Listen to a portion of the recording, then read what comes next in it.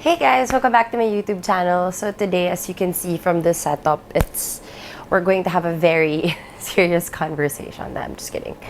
Today is going to be different. Like I haven't done this in a while. It's been a long time since I sat down and spoke to you guys about life. I always share with you guys what's happening with our lives lately, and I show you guys what happens in our day or what happens in our week. But we haven't really spoken to each other on a deeper level. So I decided to do this a little bit of Q&A with you guys. A few weeks ago, I asked you on Instagram if you guys have some questions for me.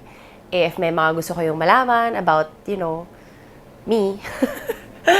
And a lot of you actually have questions for me. So, hindi ko nahahabaan tong intro ko, and let's just get to it.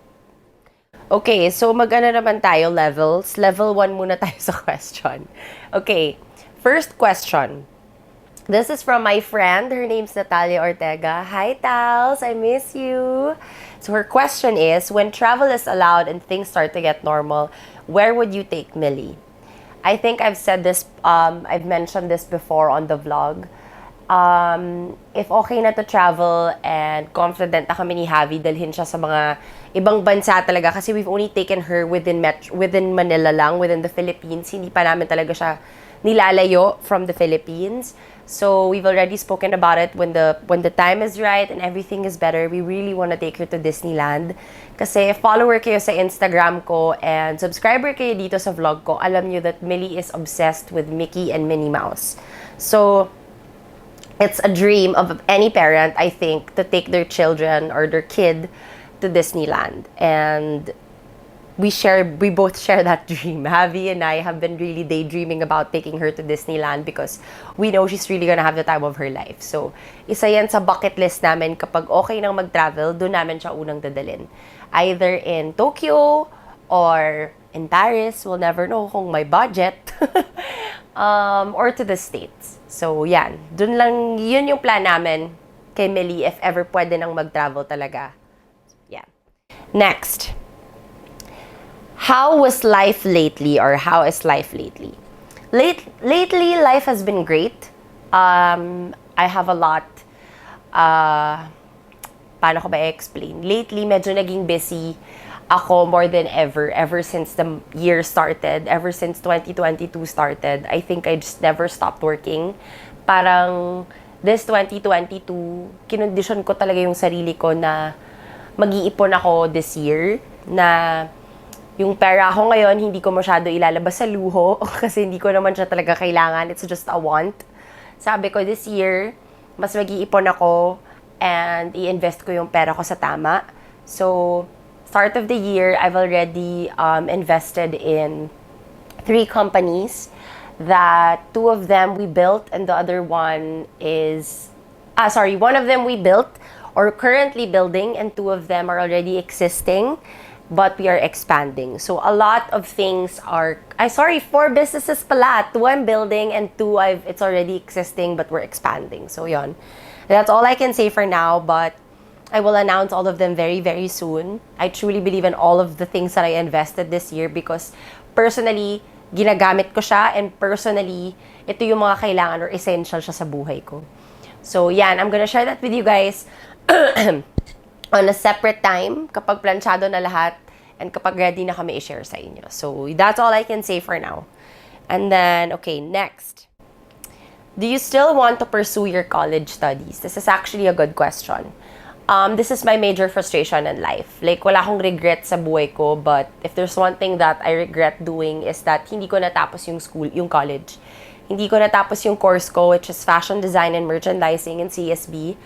I wasn't able to finish it because at the time, I was getting a lot of jobs and hindi ko lang, parang para sa akin, mas inuna ko siya yung work ko bago ako nakapagtapos kasi parang feeling ko baka malipasan kasi ako ng oras kapag hindi ko tinanggap yung trabaho or hindi ko nagawa yun, hindi ko nakilala yung mga certain na tao sa buhay ko that got me to where I am today. So, maraming mga ganon during that time and I just felt like I could always go back. But as the years habang tumatagal, nagiging frustration talaga sa akin na hindi ako nakapagtapos kasi iba pa rin talaga kapag nakapagtapos ka.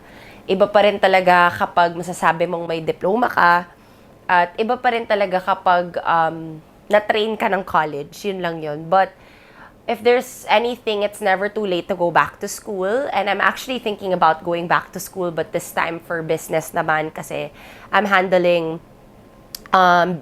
businesses right now and I feel like I still have a lot to learn. So that's really one thing na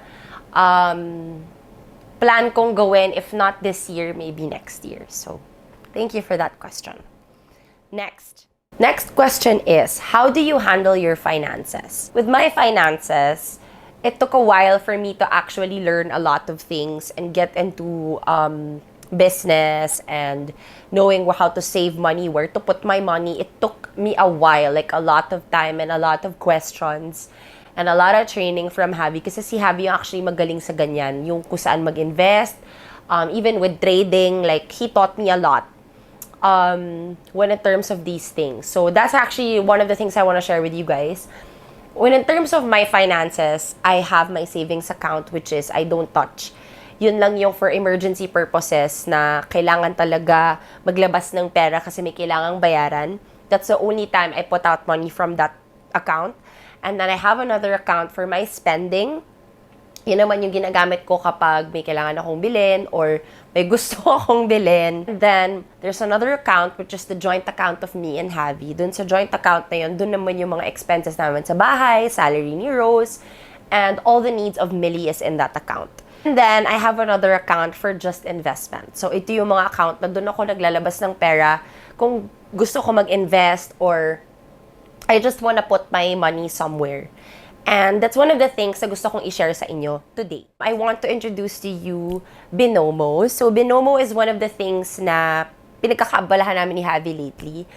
So, Binomo is one of the best trading platform out there. It's available on Google Play and Apple Store, which you can actually use sa cellphone nyo. So, pwede kayong mag-trade using your phone. So, you can start investing and trading for as low as $10 or 500 pesos. So, sa lahat ng mga kumikita dyan, or if gusto nyo lang talaga mag-invest or gusto nyong naghahanap kayo ng avenue para mag-invest, I suggest you try Binomo. So, ang Binomo, para ma-explain ko sa inyo guys ng mas simple.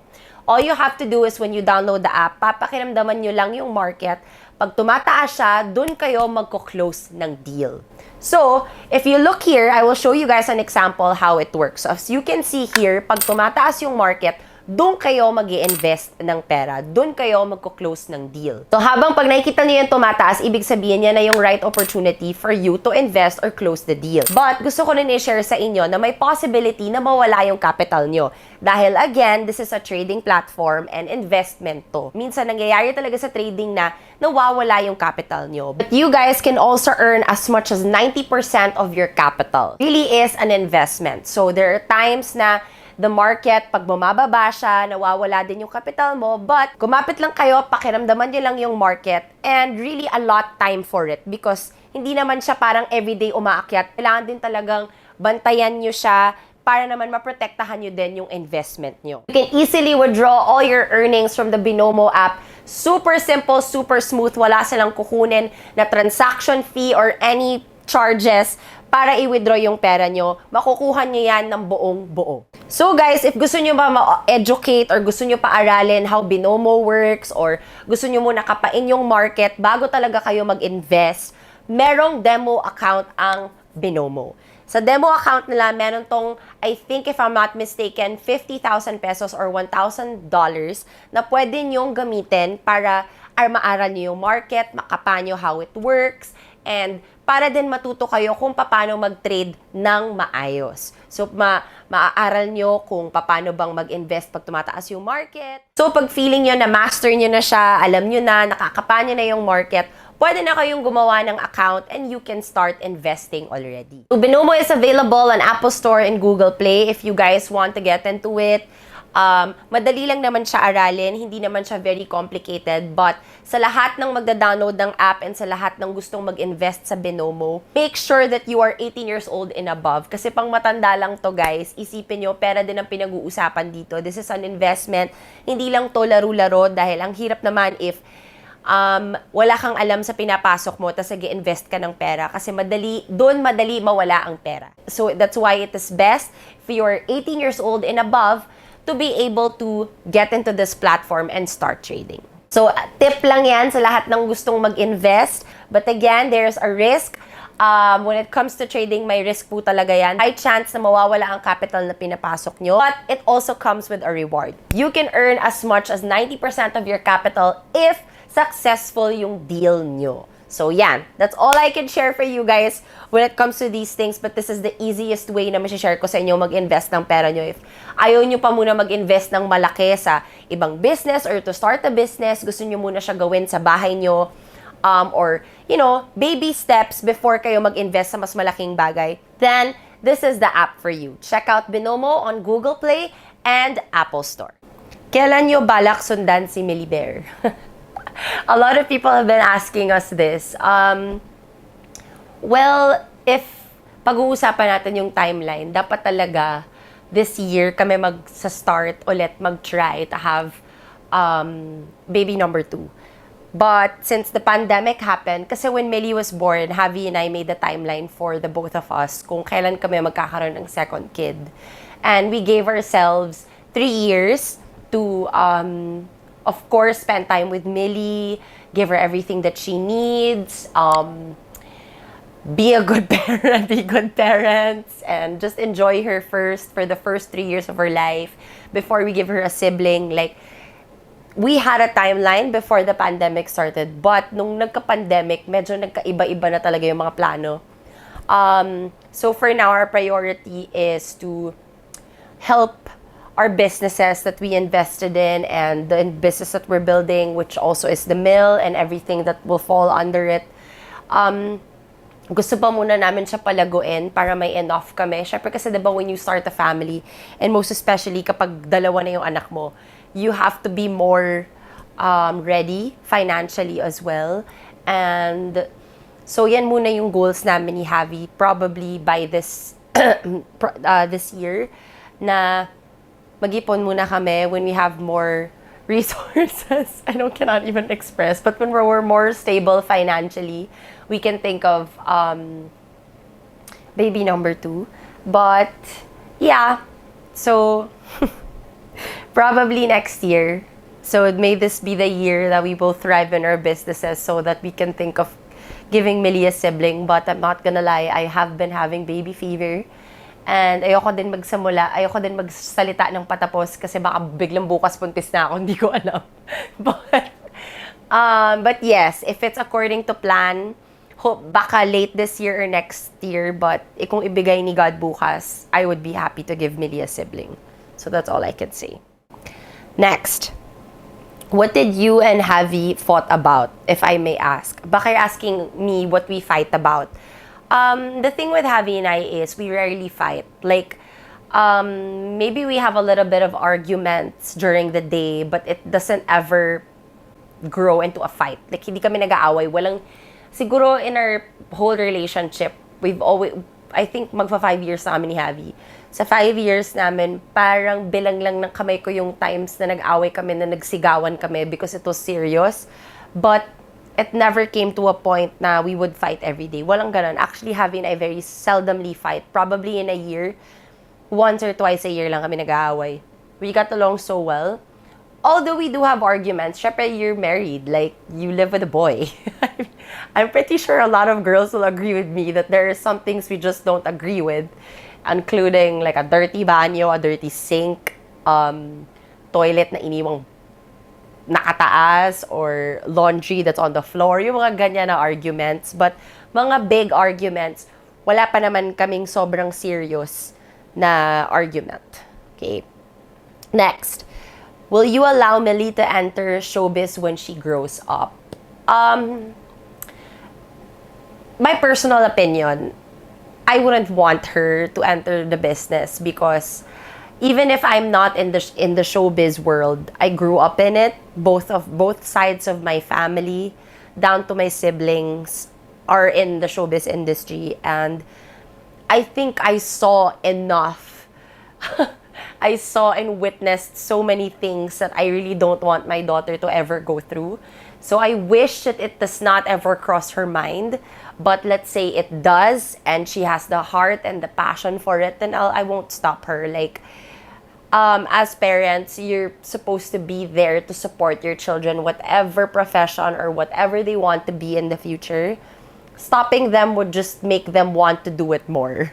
So, I think I learned the hard way in life na the more you stop, the more you have the urge to do it. So, ayokong magkaroon ng time na i-resent niya kami kasi feeling niya sinastop namin yung dreams niya. So, if yun yung gusto niya in the future, then we will support her. I will give her my 2 cents worth, but at the end of the day, I will still support her and guide her the best way that I can. So, yeah. Next. Okay. So this question, this is a very sensitive topic for me only because a lot of people have been calling this out on our comment section, on our vlogs, and even on Mili's Instagram.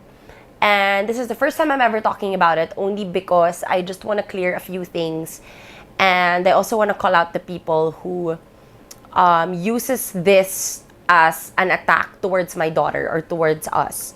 So, her question is, hi, is Mili talking na po ba? And then I also got a question here, is Mili autistic? And there's another question here that says, is Mili autistic or has delayed development? So, these are a lot of questions about their curiosity towards my daughter, towards our daughter. So, I just want to clear something out. Number one, Mili has been taking therapy. We shared this on our recent vlog. And a lot of people have been curious about it because we shared it for the first time. Mili has been taking occupational therapy and speech therapy because she is delayed in speech. Although, we had her already assessed by a developmental pediatrician. According to the developmental pediatrician, Mili is just delayed in speech, but she responds well to commands. You can actually ask her to do things and she will do it. And she has initiative, she has common sense, and she scored really high sa motor skills test. So, when she turned 2 years old, we saw a developmental pediatrician last December. And yeah, that was her assessment. And she advised us to enroll Mili to an occupational therapist and a speech therapist. So that's exactly what we did. And it's helping her very well. Because of occupational therapy, she's actually learning more manners. She engages more with other people, not only us na lagi na nakikita. And she's starting to build words. So, sa lahat na mga curious about our daughter's growth, which is, to be honest, hindi ko alam at nagiging issue to sa inyo. But, okay, but since our life is out there and we share about our lives and our daughter, then might as well just give you the answers since a lot of you have been curious. But yes, during the assessment of Mili, the developmental pediatrician did not conclude that she is autistic. She just advised that Mili would take occupational therapy and speech therapy, and then she will assess her again within the year. So, titingnan muna if gumana sa kanya yung occupational therapy and speech therapy and then assess her again. Basically, that's it. A lot of you have been asking me to talk about it, and I know that a lot of parents are going through the same thing as well. So, I'm here to actually share our experience. It has been really a smooth time for us because the speech therapist and the occupational therapist has been really helping Mili as well. She's more of a people person now compared to before because Mili is technically also a pandemic baby even if she was born in 2019 because those are the times na newborn siya, wala pa siyang kaalam-alam sa mundo. So, nung nagkautak na si Mili, nagkaalam na siya, nagka-awareness na siya sa surrounding niya, pandemic na nung time na yon, and she wasn't exposed to a lot of people because hindi naman namin siya nilalabas nga because it was very unsafe. So she was not exposed to a lot of people. Hindi ko siya masyadong lalabas to see my mga pamangkins, to interact with them and stuff like that. So Mili was only just used to 3 people, which is me, Aya Rose, and Javi. So now, because of school, she's been developing that skill. She's more of a people person now. Still working on it, but she's not as afraid anymore. She's more engaging na. So, yeah, those are just the updates that I can give you, and I hope I was able to answer your question. And if you're going through the same thing, don't be ashamed about it. It's okay to ask for help. Seeking a developmental pediatrician may sometimes be scary kasi natatakot ka siguro malaman yung sagot and all of that. But it's easier if maagapan siya earlier than later. So, ito talaga yung years na kung may problema man, maaayos pa siya. So, yun lang yung advice ko sa mga parents that are going through the same thing as us. Okay? Okay, this question is very nice. Her question is, what can you advise to the young people dreaming to be an entrepreneur like you in the mill? The mill was really, the mill was very unexpected. I actually dreamt of the mill. I don't think I ever shared this story with you guys, but napaginipan ko lang talaga yung the mill. Napaginipan ko na nagbibenta ako ng bag. So, gumising ako.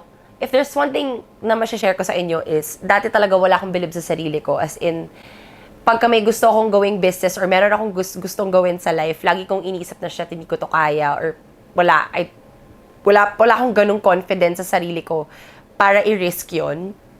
But for the first time, nung napaginipan ko siya, gumising ako sa umaga, punong-puno ako ng confidence and bilib sa sarili ko that I just have this instant feeling that it was the right thing to do and it was the right time, and it's so rare for me to have this much confidence with myself, so I just have to do it.